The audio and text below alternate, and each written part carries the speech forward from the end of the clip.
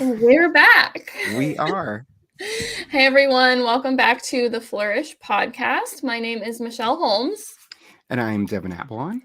And the Flourish Podcast, we've talked over the past year, the past season, if you will, about really focusing on how we can build a life where we're effectively managing our balancing our work and home life, right?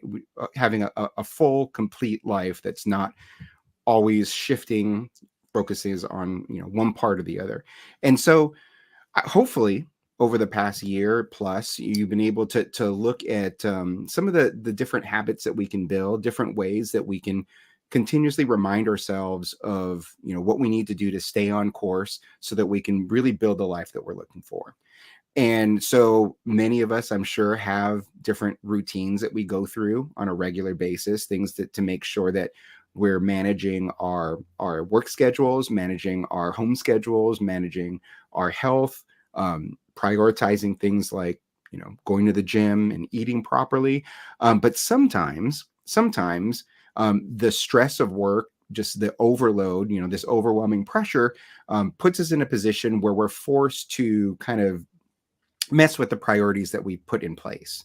And we find ourselves where we're not staying the course. We're not sticking to our routines.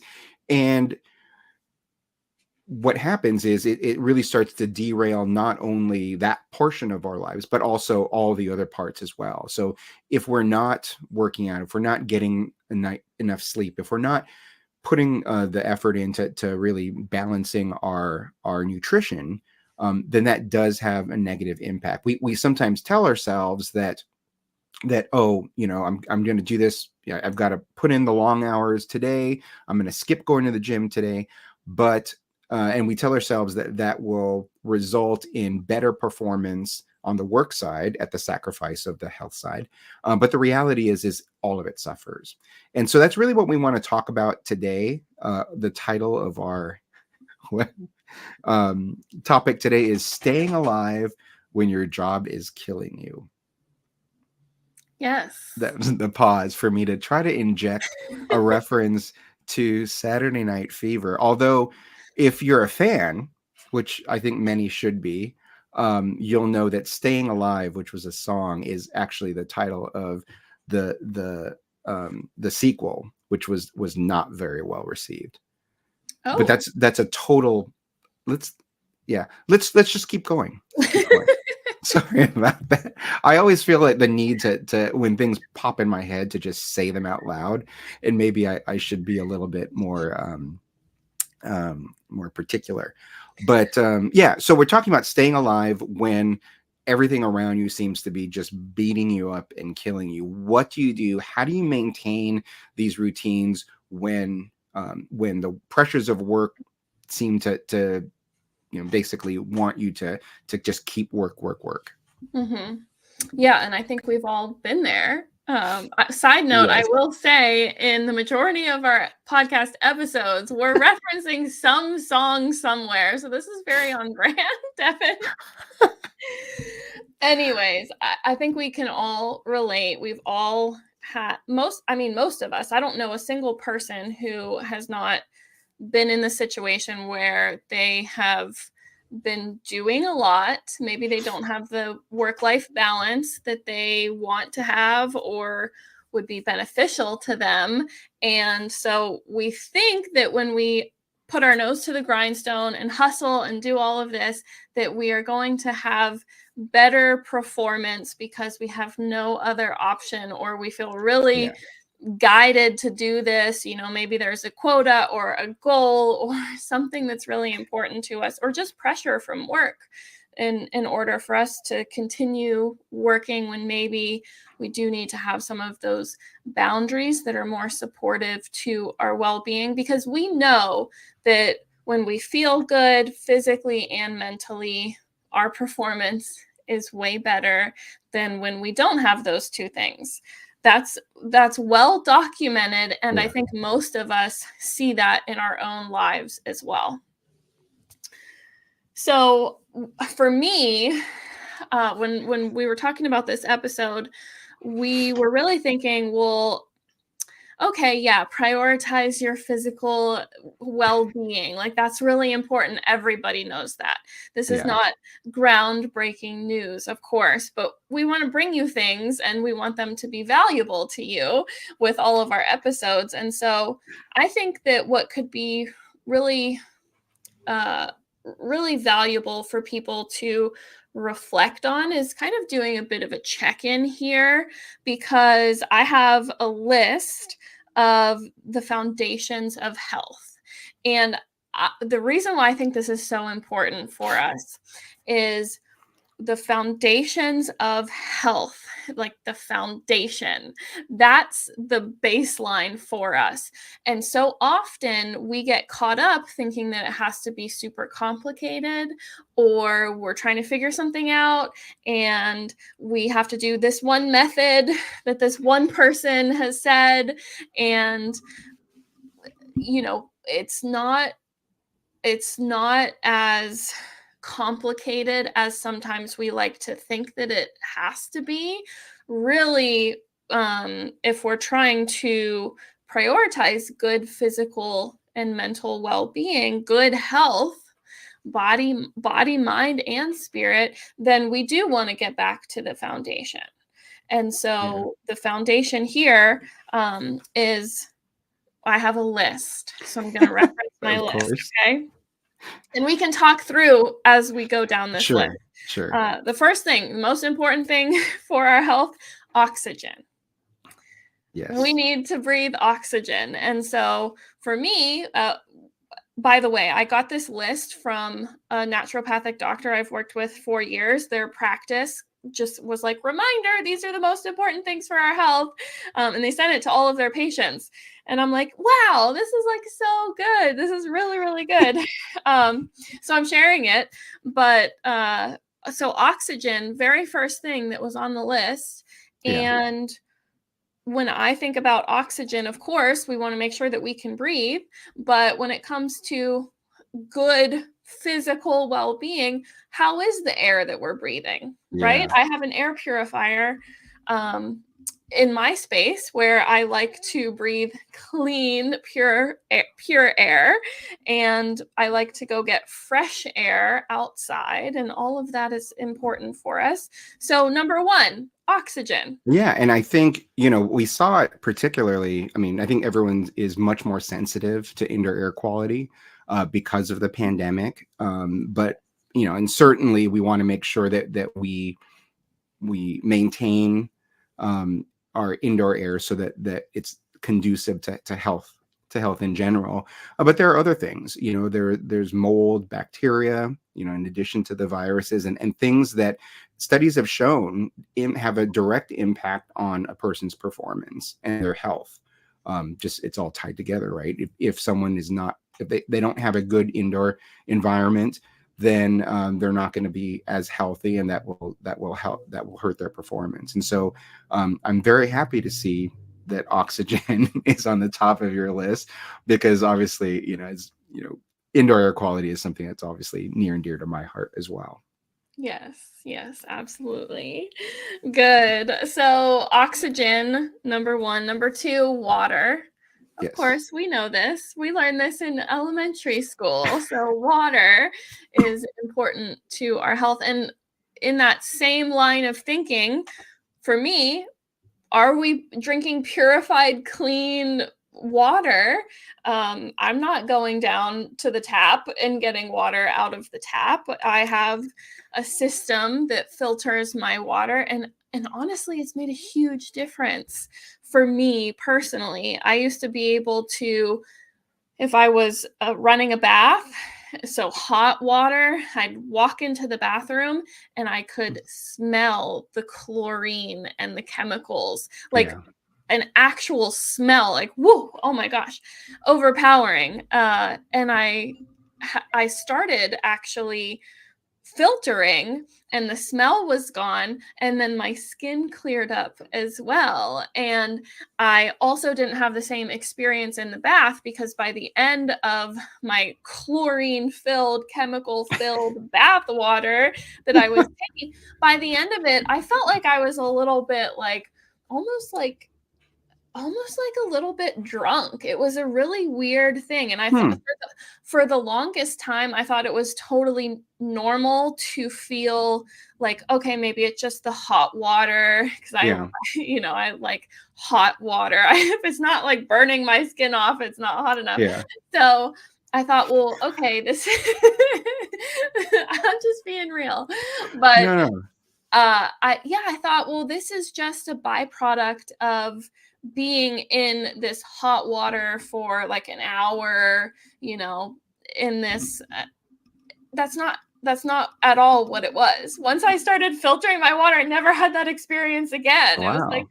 yeah. So Well, it makes sense, if you're in that environment, you've got the steam all around, you're inhaling all of that, that it's going to permeate and have an impact on you. So that makes sense. yes. And are you drinking enough water? So are you frequently enough drinking water? I feel like everybody's always worried about, okay, how do I get more water in? So we don't need to be stressed about it, but we do Yeah. want to prioritize that. And I know for me, as long as I have water next to me, and if I have a straw, I am somehow magically more prioritizing water. I don't know how it works, but And I think water, it's important that you say prioritizing water, because I think a lot of people will say, well, I keep hydrated. I've got my Mountain Dew here, or I'm drinking my coffee. And, there's something to be said about just water, and just pure water, and what that does to just cleanse you and just keep you feeling regular, I yeah, guess. absolutely. Okay, so we got water, nutrients. This is foundational. Of course, all of these things are foundational, but like we know this. We know that we need to have a nutrient dense diet. Yeah. What I think confuses people sometimes is that they wonder they put so much emphasis on their diet and what they're doing, or what they're eating, what they're not eating. And really, if we just say, listen, try to get some nutrients into your body, focus on that. So are you eating 3 meals a day? Are you having vegetables? Are you having protein? Like, it, of course, we can biohack our way to like up the ante, but most of us are not there yet, or most of us don't even need that level of, okay, let's say the keto diet, Hmm. or a vegan diet, or something where we're taking out all of these things and we're thinking, okay, it's magically going to do its work. I know for me, I thought that way for a very long time. And then once I mastered the foundations of health, including nervous system health, then I can be pretty flexible in my diet. I do eat a good amount of nutrients. It's not perfect, but I have Yeah. nutrients throughout the day, throughout the week, and that's really good news. So nutrients is there. Yeah.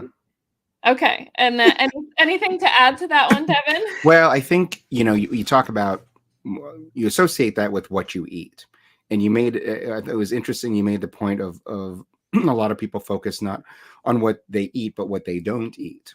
And so when we use, for instance, if your mindset is, I'm going to eat healthy because I want to lose weight, I Mhm. want, then your metric becomes, a number on a scale. And that's not really a true metric of your overall health and well-being, and what the nutrients are doing, within your body. And so I think it's important, when you talk about nutrients and talk about things you eat, is make sure that you've got a well-balanced diet, um, that you're enjoying yourself as well. I like to eat, obviously, but that you're not just solely focusing on like a number on a scale, or the number of carbs you're eating, or things like that.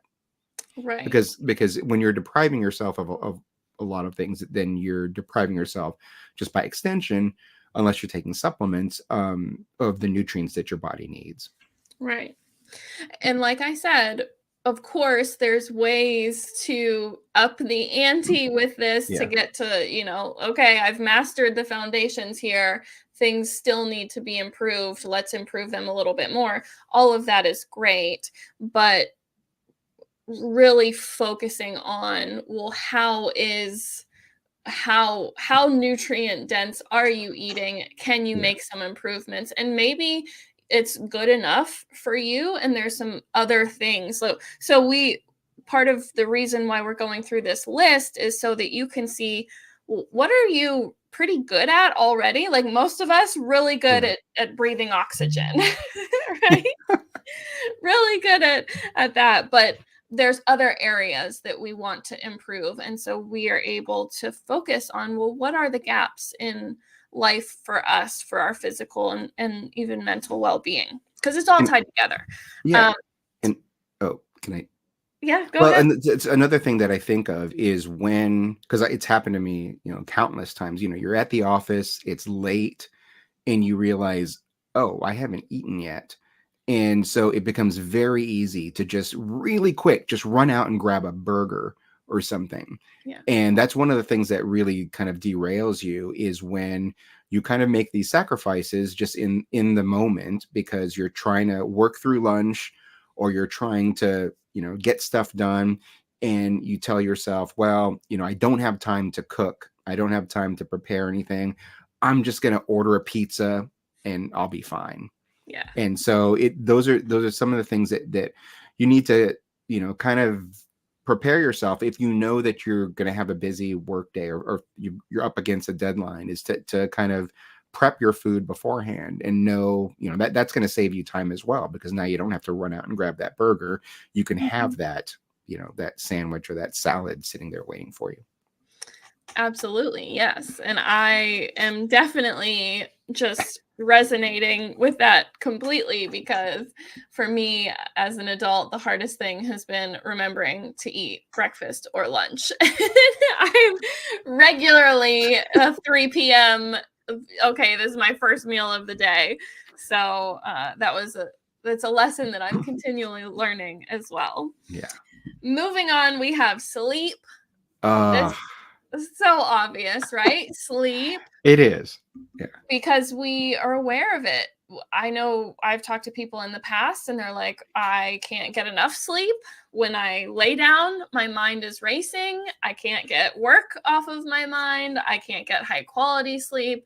I'm waking up all the time. I'm waking up groggy, that sort of Yeah. thing. So we want to prioritize good sleep hygiene. And that includes things that we do before we are ready for bed. Um, Prioritizing, okay, let's shut off the phone, let's shut off work, let's not be on our laptop at 10:30 p.m. answering an email and then expecting that we're going to be able to go to sleep 10 minutes later, because usually we're not.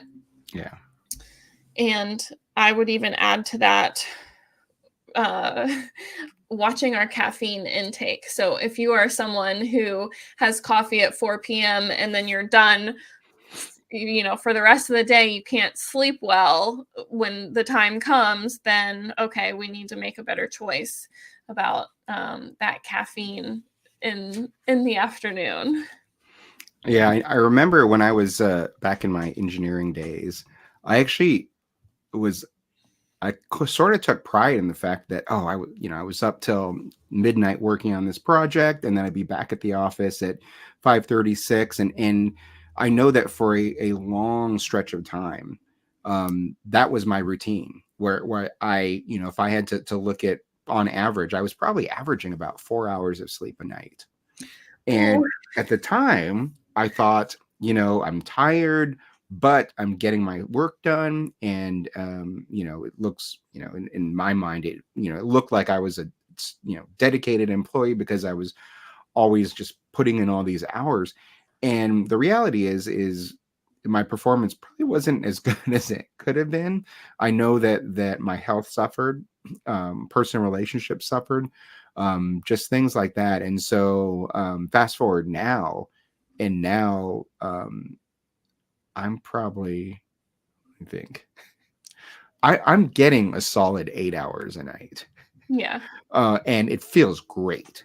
And Yeah. I don't know, maybe it's because I'm older, because I want more sleep, I need more sleep, but it's about those priorities. It's about at night, when I'm done, done with whatever I'm doing, Hmm. it's, what do I do next? Do I sit up and watch Netflix, for another 6 hours?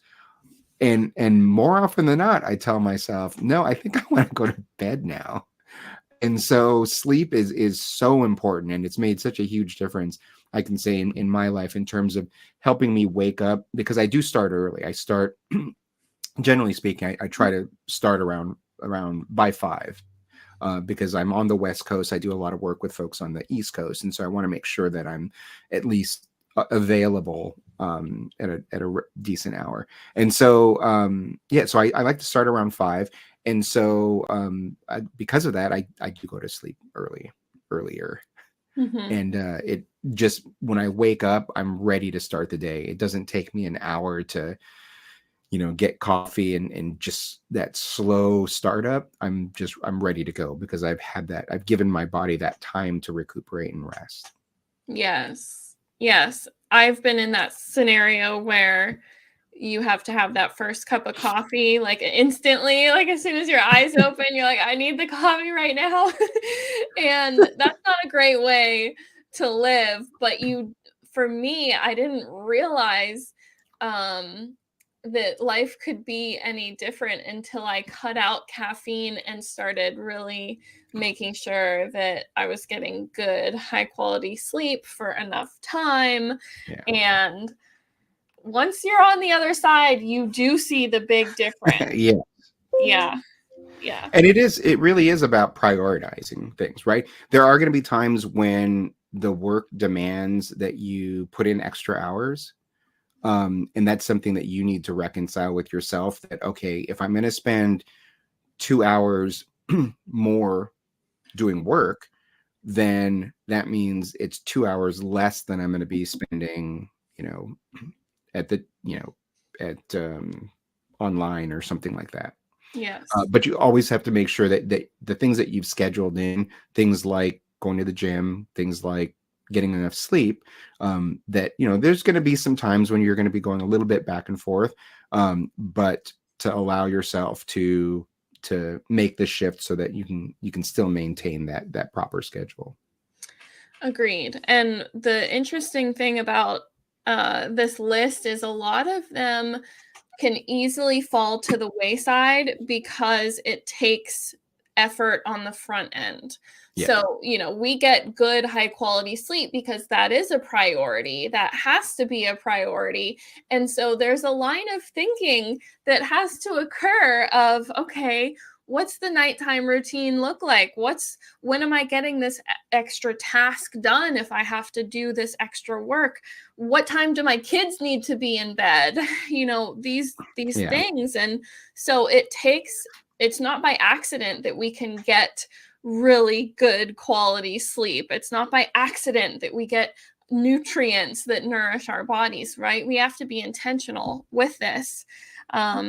Okay, so moving down the list, we also have movement. Yes. Yes. So exercise, moving throughout the day. For me, when I worked in an office, this was great for me to be able to go for a walk on my lunch break. And Yes. while, I have a quick lunch, or I'm walking as I'm eating lunch if I have something that's really portable, but I'm doing some movement when I can so I can fit it in.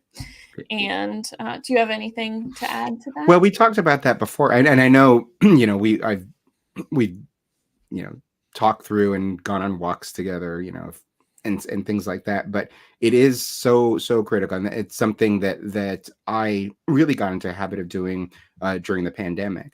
Because if you don't force yourself, if you don't kind of schedule in your day time for you to get up and walk outside, you could be in front of your computer for 8, 10, 12 hours. And that is something else that it again, it's going to hurt your performance. it's going to be pretty miserable too. And so to really, you want to make sure that even though you're busy, you need to take those mental breaks and those physical breaks where you stop what you're doing, get up and go for a walk. And this is a conversation I had with my boss years ago during the pandemic, is because I was finding myself just basically waking up, getting online because I wasn't traveling, because of the pandemic. I was just in front of a computer all day long. And, he basically said, you've got to put it in your schedule. You've got to, take your 1 hour lunch, break it up, or else you're just, it's going to be a miserable day. And it's actually, it's made such a huge difference. So yeah, moving, there's the, that walk, that break in the day. But then there's also just your general, working out kind of physical activity. You want to make sure you work in some physical activity regularly. It's going to help with your mindset. It's going to help with your just cardiovascular health. It's going to help just with so many things. I mean, it's, again, you mentioned before, nothing we're saying today is groundbreaking. I think everyone knows the doctor tells them to go out and get some exercise. And it's something that it really is very important. Mm-hmm. Yeah, and we can't make excuses all the time for not doing these things that are important. And I just, in today's world, it can be so easy to just allow other things to get in the way of some of the fundamentals as well. So we also have sunlight. And I know for me, I can share. So I used to work in like a cubicle, and then I had an office, and I realized I would be like exhausted by 2 p.m., like literally ready to take a nap, 2 p.m. And I just thought, man, my brain is foggy. I'm so tired. What's going on here? And when I started working for myself, or at least working wherever I wanted, because before I worked for myself, I was in sales. And so I could, I didn't have an office at that time. I could work wherever. And I got an office, a co-working space. Yeah. And so I paid to have co-working space, and it was in this really beautiful building, downtown Nashville. This beautiful industrial, just gorgeous building, restored from who knows how long ago. Yeah. And they had these gorgeous windows, and it was just such bright natural light. You could sit anywhere in there and you were getting bright natural light. And I figured out I was never tired during the day. Really? Yes, I was never tired. After that happened, because it was such a stark difference for me. Yeah. So I immediately picked up on it, and I was like, whoa, I'm not as brain foggy. I'm not as tired. And so I thought about what the differences were. And I'm telling you, that natural light. Yeah. It is nice. I used to, so when I worked in San Diego, I had the office I had it was an interior office. So no window, that's interior, obviously. No windows, no skylight, nothing. And I also started, back then I started early as well. So I'd be in the office, starting at 5 or 6 in the morning. And then many times I wouldn't leave the office until 6, 7. And in the winter time, that meant I never saw the sun. Yeah. It was so depressing because I would start my day, I'd pull up in the office, it'd still be dark. I would work all day. And if I didn't go out of the office, I would not see the sun, because by the time my day was over, the sun was down again. Yeah. And so that's something that I had to make myself go out. Obviously San Diego, pretty nice weather, even in the winter. Yeah. Now I live in the Pacific Northwest. I live in Portland, Oregon, and people will say it's always raining, it's always cloudy, and that's not necessarily true. But this is the time the time of year in the winter time when it's the sun doesn't come out as often, and so I'm like right now it's pretty drab outside. And so, that it's important to be outside as much as you can, and then also just take advantage of the times when it is sunny. So Yes. that's one of the things. You'd mentioned that about how you feel when you have that connection to the sunlight, and there's a reason why there's seasonal depression. There's just a lot of things that go on where you don't get that vitamin D, and you don't get to enjoy that. And so when you have the chance, take advantage of that.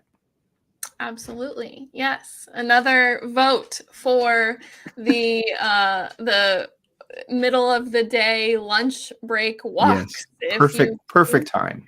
If you do have an interior office. Yes. Okay. So along with sunlight, we have nature on the list.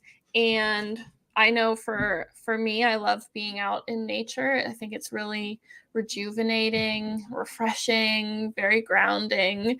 And so that's something that I think all of us could use a little bit more of, especially in the winter months. I know in the winter months, it's harder to walk the dog. In the spring, in the summer, it's easier to get outside and all of that.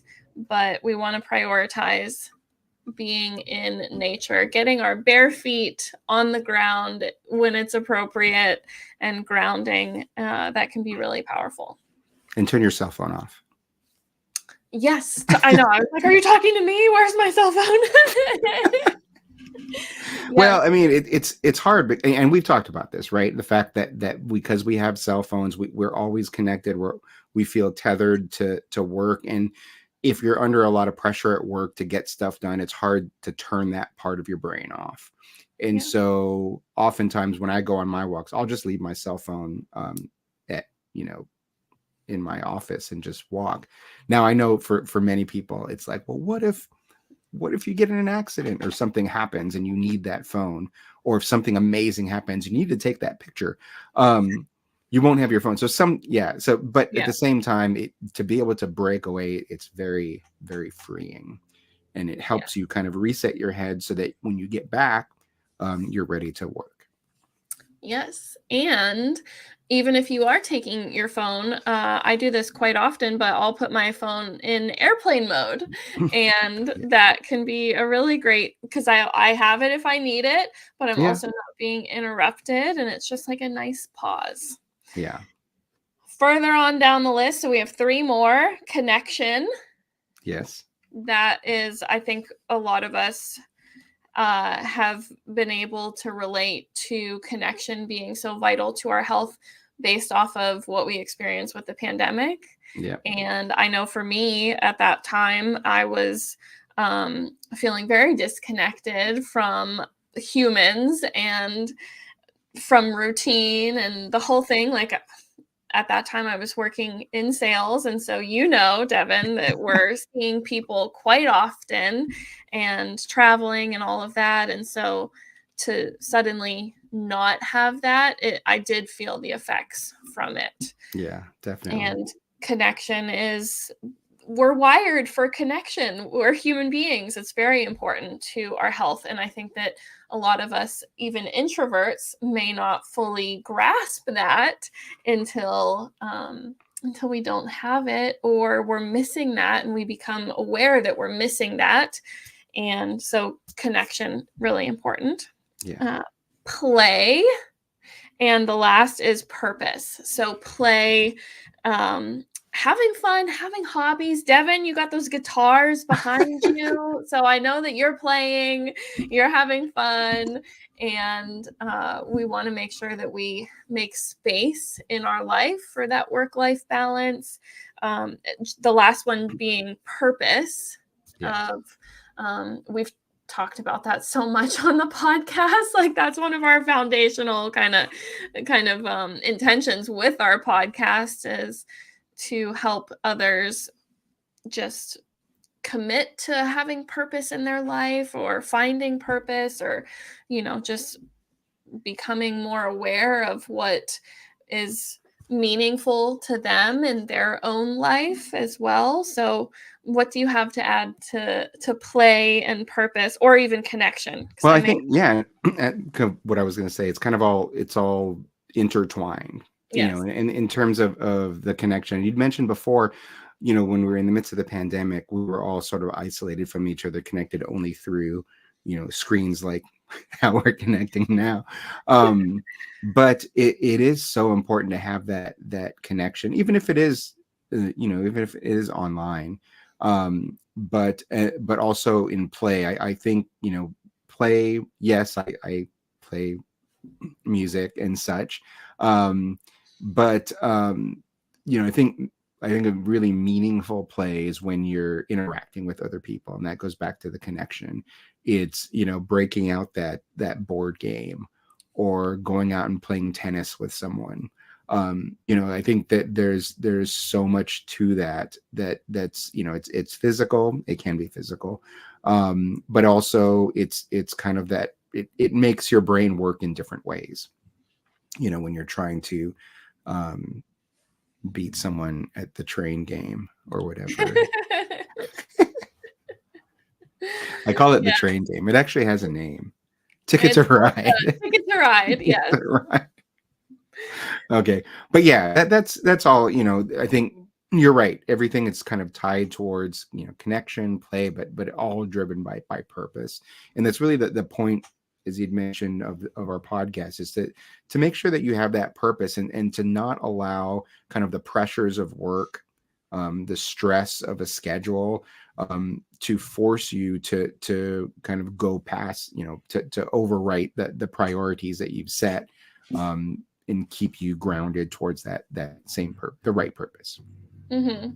Yeah, absolutely. So to recap on the list, because I know we've been talking about the list here, but we have oxygen, water, nutrients, sleep, movement, sunlight, nature, connection, play, and purpose. And so, like we said earlier in our episode here, these are foundational components of health and well-being. And so, although none of this is particularly groundbreaking, I do think that most of us have an area that they could improve on. So feel free to use this list in your own life and determine, is there some place that you can grow a little bit more to help your own health and well-being as we go, because we want to stay alive, we want to stay happy, we want to be able to thrive and flourish in our role. And so that does mean being intentional and making choices that are going to nourish and sustain and encourage us on our journey. Yeah. So some things that you could be doing is kind of, ask yourself, what are you prioritizing your health and well-being? Are there things that you allow to slip, and how can you be more intentional in terms of maintaining those routines? And then think, is there something, maybe it's something we talked about, maybe it's something that just popped in your head. Is there something meaningful that you can do today to ensure that you have yourself, that your mindset is that of health and well-being? Maybe it's taking that lunchtime walk. Maybe it's making sure that you get enough sleep tonight. Maybe it's scheduling that time to go play a game with a friend, or to go to the gym. So think about something that you can do, write it down, and get to it. Get to it. Yes. It. Don't make it complicated. Make it manageable. Just pick one so far. We don't need to overhaul everything all at once. That's where people really get off track. So yes, I love that. What's a meaningful change right now that you can do today? So great. Awesome. All right. We will see you in the next